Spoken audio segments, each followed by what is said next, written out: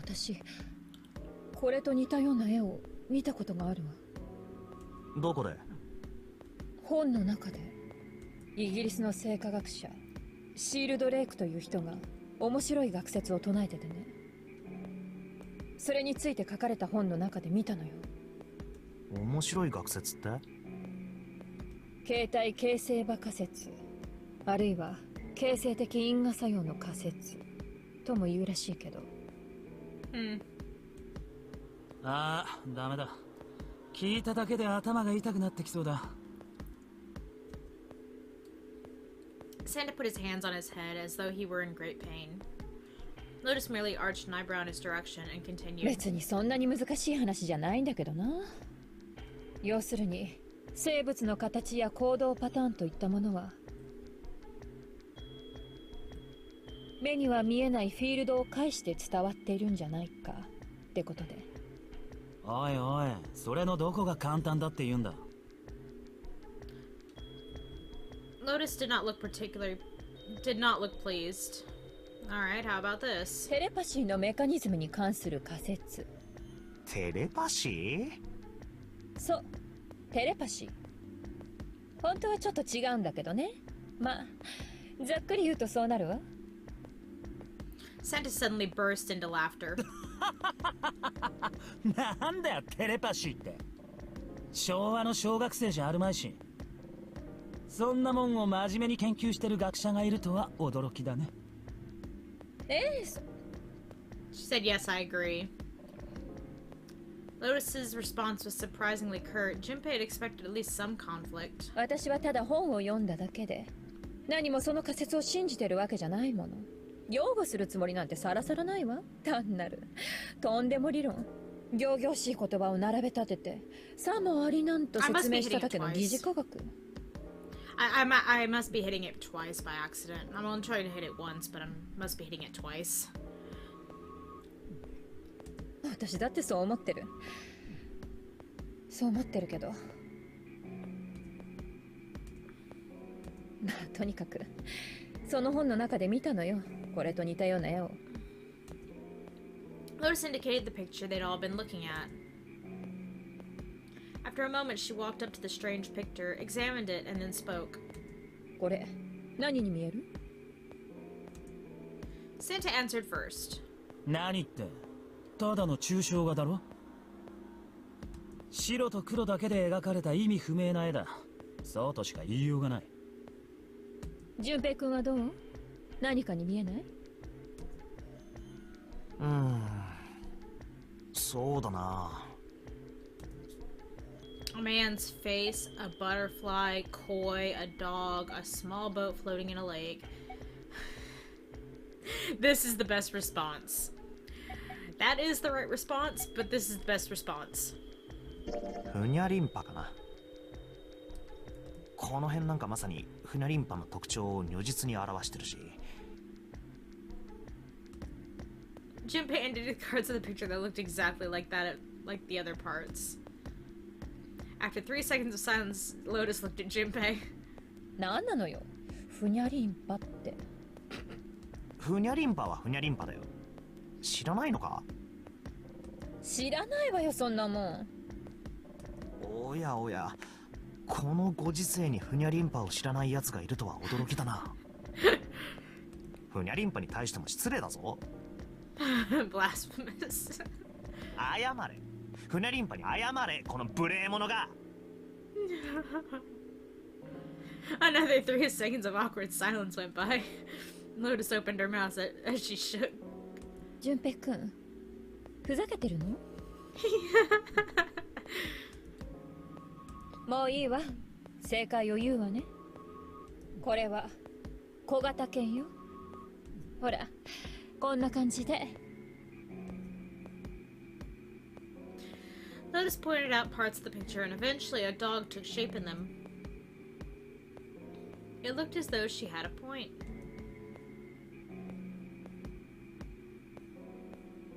It was a dog. Santa also nodded in agreement. それで絵の正体は分かったけど、だから何なんだよ。Lotus nodded and began to speak. イギリスのあるテレビ局でね、こんな実験をしたの。まずこれと同じような絵を2枚用意する。両方ともパッと見ただけではわからないんだけど、でも正解を教えられたらもうそれにしか見えなくなってしまうような、そんな絵をね、2枚用意したの。片方は帽子をかぶった貴婦人の絵、もう片方はとりあえず分かりやすくするためにこの小型犬の絵だったってことにしておきましょうか。でね、実験を行ったテレビ局はこの2枚の絵をどうしたのかっていうと、まずそれらをこの局の放送電波が届かない遠隔地へと送ったの。アイルランドやアメリカ、アフリカ、ヨーロッパの各地へと。そして被験者が募られた。総数は約1000人。その1000人に対して2枚の絵を見せ、何に見えるかと尋ねたそうよ。結果は次の通り。貴婦人の絵を見て貴婦人の絵だと分かった人の割合は 9.2%。 小型犬の絵を見て小型犬の絵だと分かった人の割合は 3.9% だった。それから2日後、次にテレビ局は30分の番組の中で小型犬の絵だけを答えとともに流したの。視聴者の数はおよそ200万人。これにより小型犬の絵について正解を知っている者はこの時の放送を境に一気に200万人に増えたわけね。そしてさらに2日が経ち、もう一度世界各地において被験者が募られることになった。今度の数は850人前後。もちろん全員が1回目の被験者とは別人。でも行われたことは全く同じ。2枚の絵を見せて何に見えるかと質問したのよ。すると驚くべき結果が出た。貴婦人の絵を見て貴婦人の絵だと分かった人の割合は 10% だった。前回は 9.2% だったから、まあこれはほぼ誤差の範囲と見ていいわね。問題は小型犬の絵の方。それを見て小型犬の絵だと分かった人の割合は前回が 3.9% だったのに対して今回は 6.8% と大幅に増えていたの。わかる？これが何を意味するのか。繰り返しになるけど、被験者たちは番組を見てるはずがないのよ。局のあるイギリスから遠く離れたとこに住んでたんだもの。当然よね。にもかかわらず答えとともに放送された小型犬の方だけ正解率が上がったの。なぜ？どうして？これは一体どういうこと？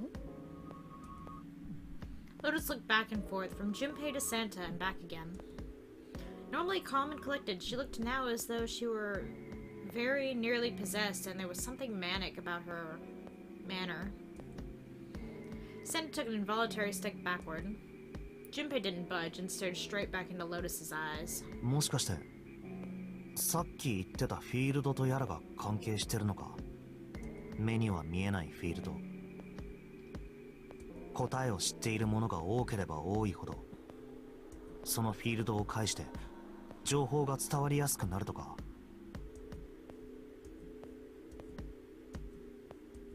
なわけないでしょ。Her manner suddenly shifted, and Lotus smiled broadly at Junpei and Santa. She waved her hand dismissively, doing her best to laugh the whole confrontation off. 冗談よ冗談。真に受けないでくれる？あ、話したことは全部事実よ。公表されてるものとしてはね。だけど実験の結果は意図的に操作されてる可能性もあるし、多分話題作りのための捏造、やらせ番組だったのよ、きっと。At last, it seemed that Santa had gained control of his composure. だよな。びっくりしたぜ。本気で信じてるのかと思っちまったじゃねえか。そんなわけないじゃない。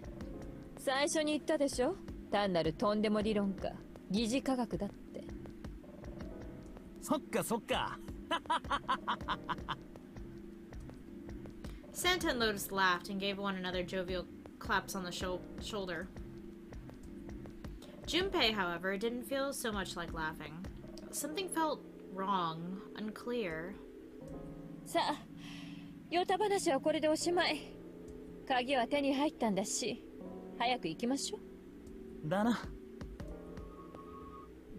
Lotus and Santa walked away from the picture, but Junpei stayed, staring at the picture of the dog.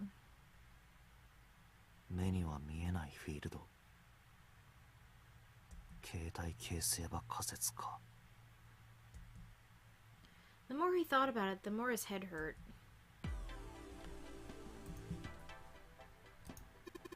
Alright, let's go for the hallway. I'll go get June. You guys head to the door. Okay. Roger that.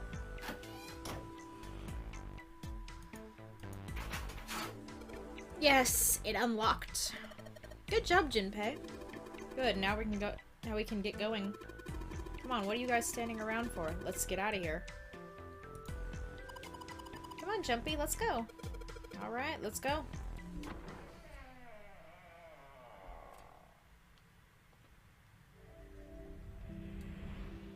You found it!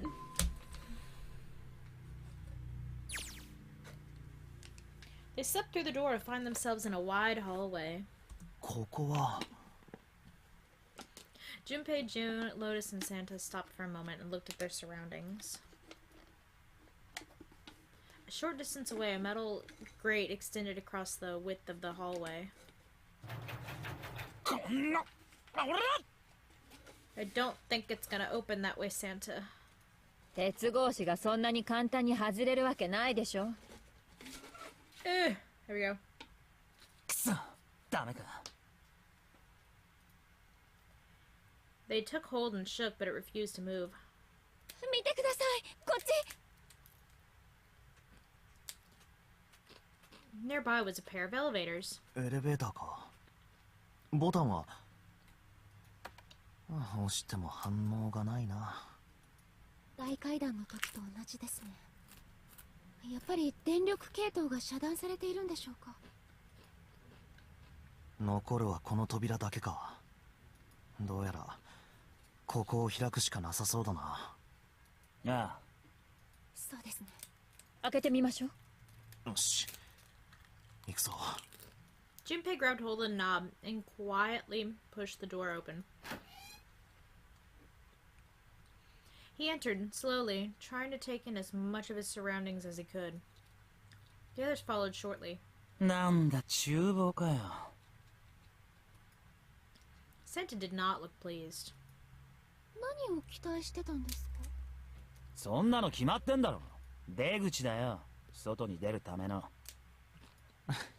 そう簡単に出してくれるわけないだろ。分かってっけどさ。As they talked, Lotus headed deeper into the room. Until at last she stood in front of a door. ここを開けば、さっきの鉄格子の向こう側に出られそうね。鍵はやっぱりダメか。Neither Junpei nor Lotus looked terribly happy.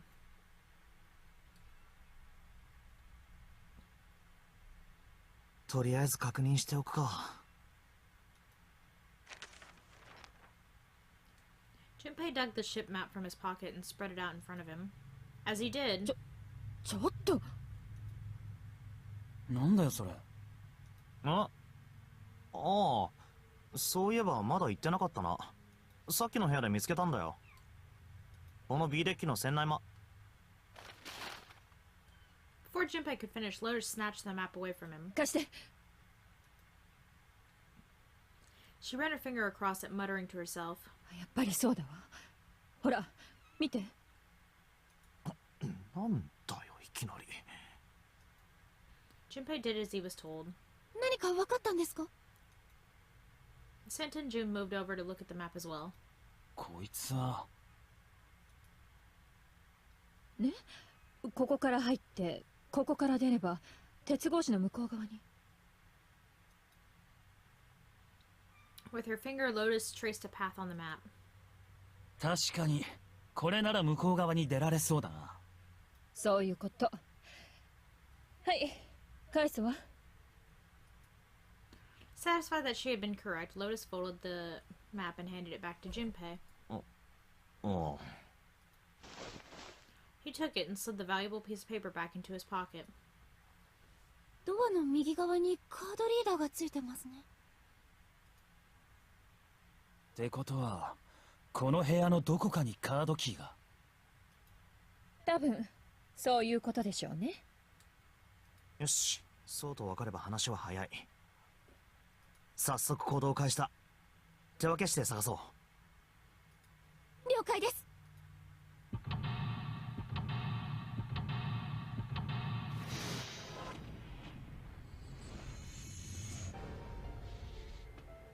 Puzzle number 2, seek a way out. Alright. What am I doing? There's a door here. That's the exit. There's a big old iron plate over the door. I don't think we can open it. Hey Santa, could you open that door, please? What the hell? There's no way I could open that thing. Guess you're getting to that age where your eyes start to go, huh? You'd better watch your mouth, boy, or someone won't live long enough to see that door opened. This has got the two of them on edge. We gotta get out of here and fast. A countertop. We've got a rolling pin and a colander. Nothing useful in the other words. It's kind of far away. I can't really tell, but is that a ladle? I don't really think a ladle is going to be very useful. There's a light hanging from the ceiling. It's a tank with a pipe coming out of it. Nothing really that special about it.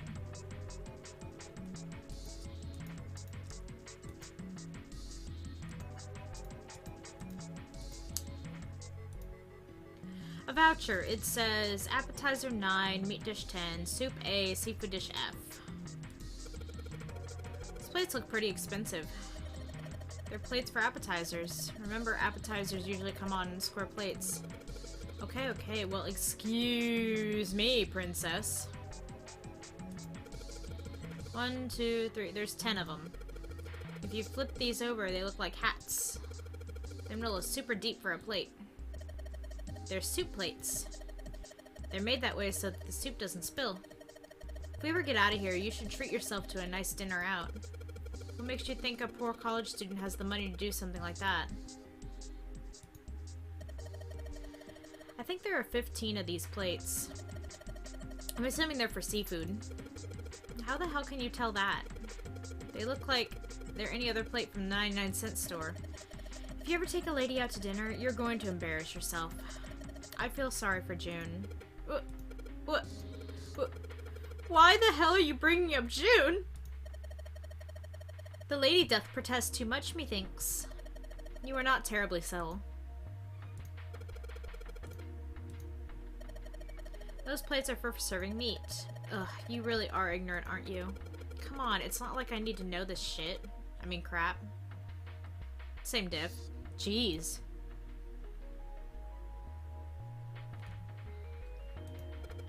Wow. This pot looks like it's made out of silver. I bet drinking tea from this pot would be really yummy. Spending a day off with June, drinking tea. Could such a day ever happen for me? Jumpy? Oh, nothing. We don't really need hot water, so we should be moving on.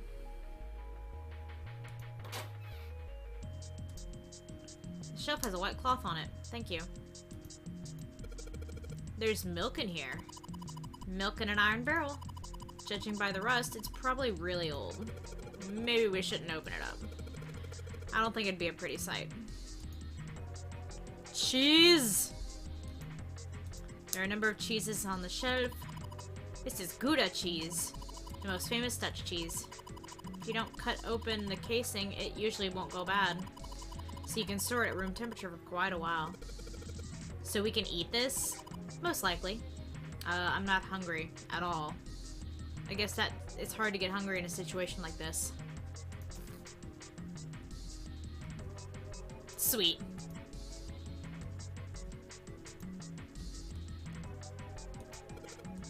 Hey, there's something behind the cheese. You're right. Why don't we move some of the cheese? Alright guys, time to move it. June and I need to look behind you. Bloop. There's a little green bottle back there. I got a bottle of oil. Oh look, cooking oil. You could probably use this to make something slippery. Oh.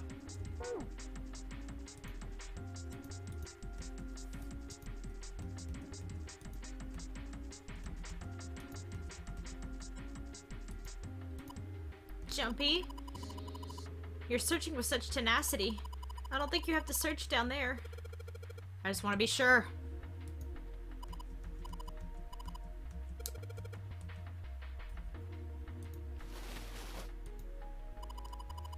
There's so much stuff in here. A whole lot of cans. This is probably a pantry.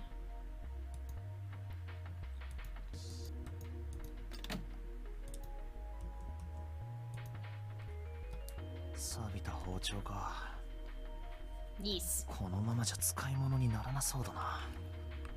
The knife seemed important, Junpei thought, but it wasn't going to be much use the way it was. フューティリティってやつですね。フューティリティ？無駄なもの、無益なもの、役立たずって意味です。ふん。それでなんで突然そんな英単語を？いえ、特に意味はないんですけど、ちょうどフューティリティについて考えてたところだったので。は？ She wasn't making much sense. Junpei tried rephrasing his question. どうしてフューティリティなんてもんについて考えてたんだよ。 At last, she answered. タイタニックと関係があるからですよ。タイタニックと？そうです。タイタニックの沈没は予言されていたって話聞いたことないですか？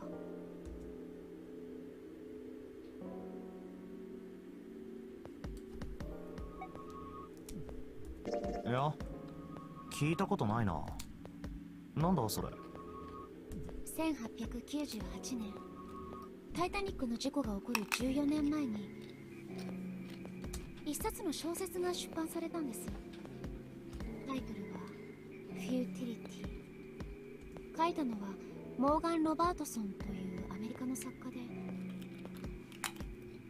話の内容は大型客船が氷山に激突して沈没するというものでした。もちろんそれだけなら不思議でも何でもないのですが、問題はそこに書かれていた船の設定に関する記述なんです。船名、船籍、航路、出港時期、船の各種スペック、全長や排水量、最高速度、乗客乗員数、搭載されていた救命ボートの数、あとは事故が起こった海域から事故の原因、損傷箇所に至るまで、何もかもがタイタニックのものとそっくりそのままほぼ同じだったんですよ。まるで見てきたかのように、そこには事故のことが克明に描写されてたんです。事故が起こる14年も前に書かれたものなのに。まだあります。タイタニックの沈没について予言した本はフューティリティだけじゃないんです。ウィリアム・トーマス・ステッドという人が書いた小説の中にも同じようなことが。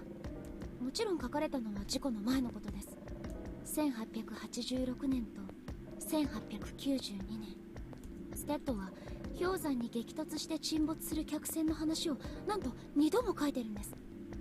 両方とも救命ボートが足らずに乗客たちがパニックを起こすという内容でした。そそれだけじゃなんともな。当時は客船が氷山とぶつかるのもさほど珍しいものじゃなかったと思うし。まあそうですね、そう言うと思ってました。でもステッドが特殊能力の持ち主だったとしたらどうです？具体的に言うと自動初期能力なんですけど。自動初期？それってあれか？霊に取り憑かれた人の手が本人の意思とは無関係に勝手に動き始めて文章を書いてしまうっていう。そうです。そうですって、そんなもん思いっきり眉唾じゃないか。というか100万歩譲って自動書記なんてものがあったとしても、だからといってタイタニックの事故を予言できたことにはならないだろう。そのステッドとかってやつが小説を書いた時には当然事故による死者なんて存在しなかったわけで、自動書記が霊の憑依によって行われるものだとするなら、一体誰が彼に事故のことを書かせたっていうんだ？違うんですよ。何が違う？ステッドは霊に取り憑かれてたわけじゃないんです。取り憑いてたんですよ。はあ？ What are you smoking? ウィリアム・トーマス・ステッドはタイタニック号の乗客だったんです。彼はただ自分の目にした光景をそっくりそのまま描いただけなんですよ。事故が起こる20年以上前に。He decided it was probably best to say nothing. What June was saying was insane and utterly absurd. If he tried to take what she was saying seriously, he'd go mad. ああ、そのーと Junpei smiled uncomfortably. まあなんだ、その話はまた今度にしようやな。でも Her voice trailed off, and she glanced at the floor troubled. ほら続きだ続き。 Junpei tapped June gently on the shoulder and awkwardly reached around her to pick up the knife from the box.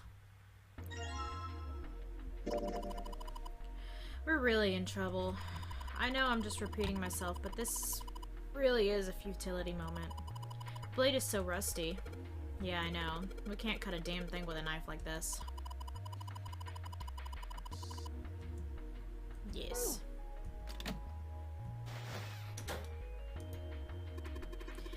It's a lot of notes. They've got a bunch of stuff written on them, but it doesn't look like code or anything like that. Lovely.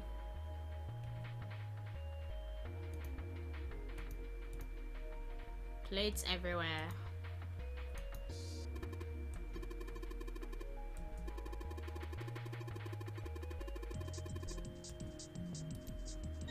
A whetstone? What are you planning to do with that? Ah, shit. Don't tell me you're gonna try and smash open the card reader. Are you an idiot? If you do that, then we'll never get out of here. Oh. Yeah, I guess that would be bad, huh?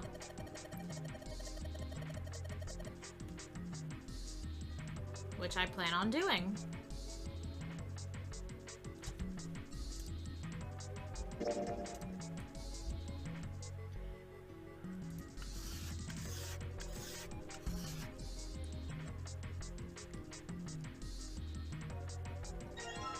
Ah, yes.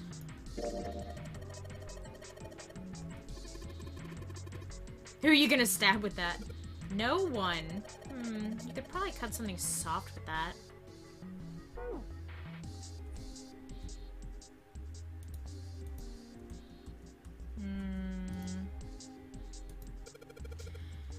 All we've got here is a pot and a frying pan. Oh, and a pressure cooker.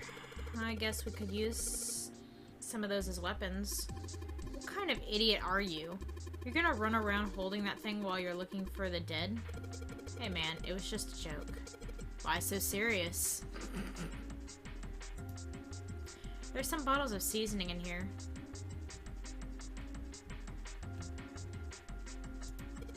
A trash can. There's nothing inside of it. Oh, better than being full of rotten food, I suppose. Damn it, there's nothing in here. Hey Santa, digging through the trash really suits you.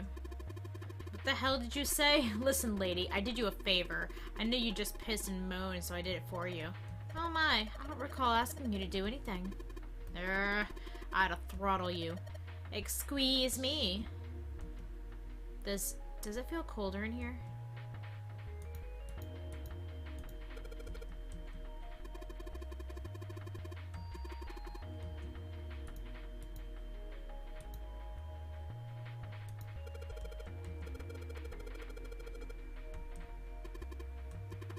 Kinda hard to believe there's a chef on board somewhere.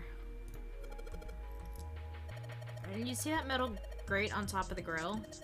They make it so that the fat and juices can drip off the meat while it cooks. Already checked, it's sealed shut. I think that's where the coal goes. Lovely. Alright, that one. A door. There's a bolt keeping it from opening it. It's really rusty. Will this even open? Let's see if we're gonna come out. Damn, no dice.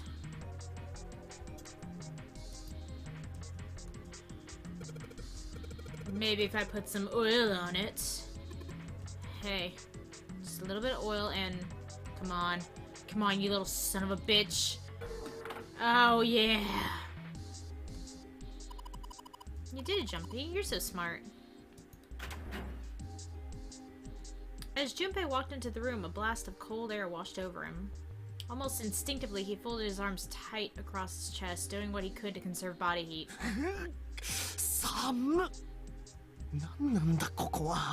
Well, if it's cold, and you're in a kitchen, I'd assume it's a freezer. なんなんだって。見りゃわかんだろ。冷凍庫だよ。 Santa's teeth had already begun to chatter. Hardly surprising. The freezer was far too cold for someone dressed as he was. Lotus, however, was in an even worse situation. ダメ。こんなのとてもじゃないけど、耐えられないわ。3秒で冷凍マグロになっちゃいそう。悪いけど、私は遠慮させてもらうわね。あとは任せたわ。And with that, she ran out of the room. As Lotus left, June came in. 寒いですね。 White puffs of steam hovered in front of their faces as they talked. June had already started to shiver. お前はいいよ。さっきまで熱があったんだ。外にいろよ。いえ、大丈夫ですよ。熱ならもう下がりましたから。だけど。 Junpei had scarcely opened his mouth.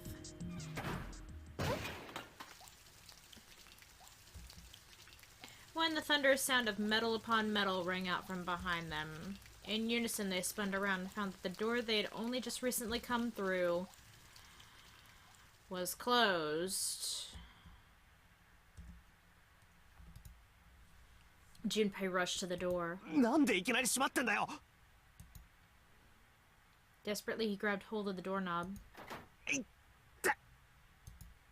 was cold, beyond cold. Merely touching it was painful. このドアノブ、ガチガチに凍ってやがる。そんな、どうして？ They quickly deduced the pipe next to the door had ruptured. この脇の水道管が破裂したんだ。それで。 Water released by the rupture had hit the door and frozen instantly. Santa shoved Junpei aside and pounded against the door. おい、ヤシロ、そっちにいるんだろ。開けてくれ。 She wasted no time in responding. もう何よ。どうしたっていうの？ドアが開かなくなっちまったんだ。そっちから開けてみてくれ。頼む。しょうがないわね。わかったわ。ちょっと待ってて。 Soon they can hear Lotus on the other side of the door. Then the grunting ceased and they could hear light panting as if from exertion. ダメ。びくともしないわ。そっちの方が人数多いんだからなんとかしなさいよ。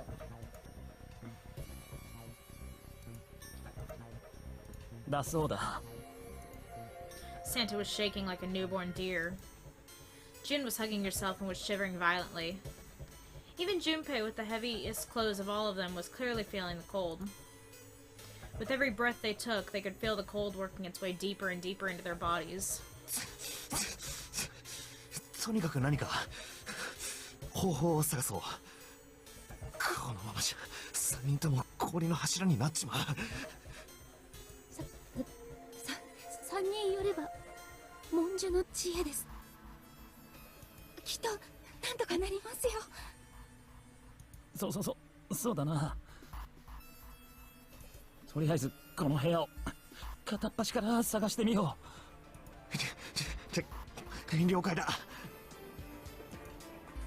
They pushed in close to one another and began to search.